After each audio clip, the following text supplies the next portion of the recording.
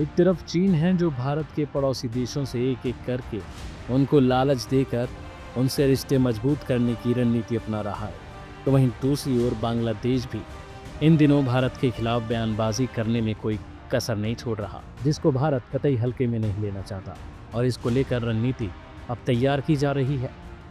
इन देशों से कैसे निपटना है, इसको लेकर प्लान तैयार किया जा रहा है।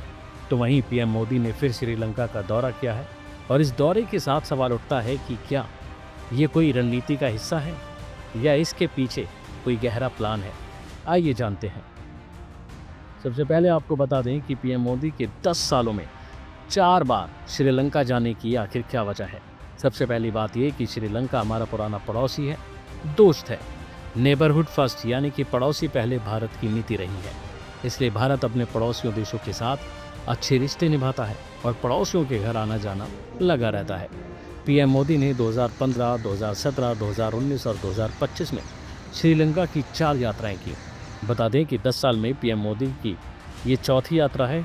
हालांकि राष्ट्रपति दिसानायके के कार्यकाल में पीएम मोदी की यह पहली श्रीलंका की यात्रा है।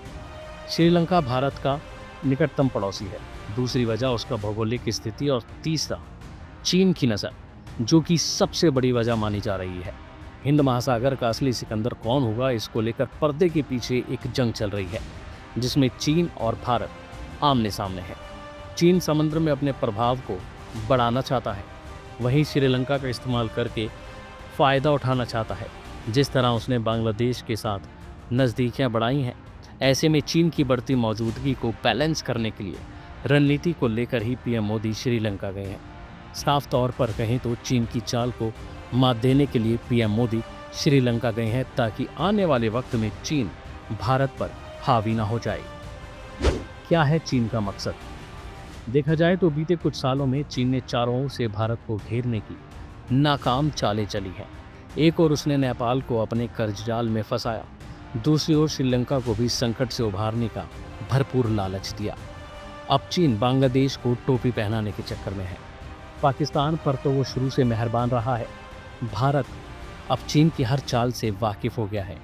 चीन ने श्रीलंका में बेल्ट एंड रोड पहल के तहत हम्बनटोटा बंदरगाह और कोलंबो पोर्ट सिटी जैसे प्रोजेक्ट्स में भारी निवेश किया है। ये सब अपनी धाक जमाने का केवल एक बहाना है। भारत और श्रीलंका के रिश्ते। मौजूदा हालात में पीएम मोदी का श्रीलंका दौरा काफ़ी अहम हो जाता है।